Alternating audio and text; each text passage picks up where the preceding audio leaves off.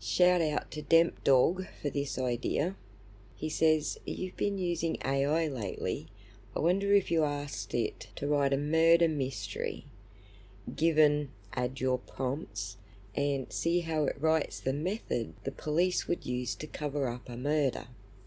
Of course, I thought it was a great idea because I love playing with the AI, but holy crap, the end result was creepy. Not in an AI creepy way, but in a human creepy way, which for AI to pull off is creepy.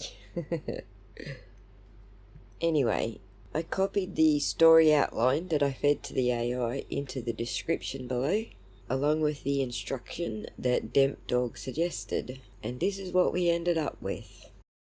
Okay, so we're diving right into a thriller this time. Uh-huh. A blizzard party, Sounds fun. cops, an accidental death, and a cover-up. Oh, wow.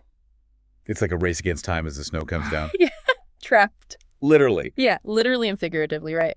They've got the death and then they've got this blizzard coming in Right. and like isolating them even further. Yeah. So every decision they make now is like super high stakes. Yeah, exactly. And so we know that the victim was attacked by a dog first Okay. and then caught in this like chaotic scuffle. Uh-huh. And the fatal blow was a head wound on some sharp piece of gym equipment in the basement. In the basement. Okay. So who becomes the scapegoat in this whole thing? I mean, the most obvious choice, right, is the dog. Right. You know, it's misdirection and, you know, it's tapping into this primal fear that people have Yeah. of animals. You know, Right. You can play on the assumption that a dog is unpredictable, you know. They could say he was completely mauled, you know, and they could emphasize any history of aggression or, you know, even just like make stuff up. Right. Like, oh, we found a torn piece of clothing. Right, near the dog. Yeah, exactly. But wouldn't the other injuries raise suspicion? Right. You know, they were signs of a struggle, right? Oh, but there. Before the basement? Yeah. So that's where they'd have to, you know, kind of blur the lines between the dog attack and the fatal fall. Right.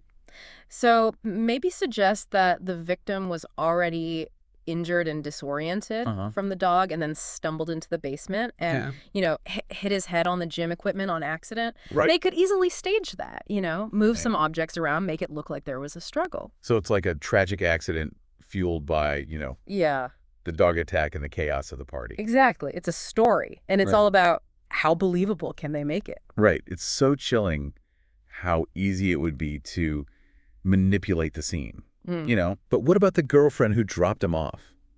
Oh, right. Could she contradict their narrative? I mean, that's where the power dynamics really come into play.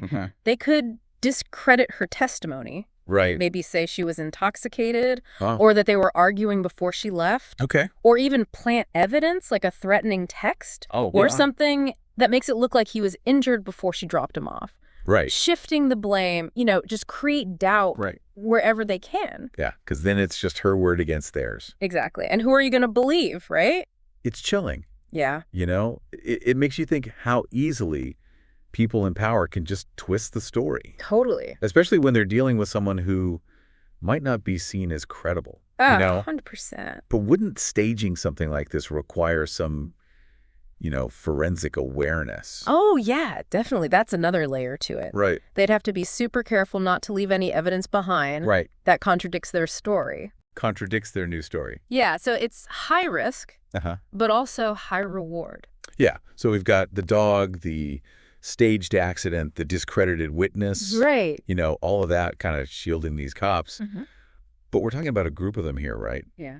So who becomes the fall guy? Yeah. Who takes the fall if they can't keep this up? If they can't maintain this whole facade. That's where the relationships really come in. Right. The internal dynamics, you know? Right. Maybe there's a rookie cop who wants to prove himself and they could make him the patsy. Yeah. Or an officer who's made a mistake in the past and wants to keep it hidden. Right. You know, they'd be easy to manipulate. Right. And it might not even be logical.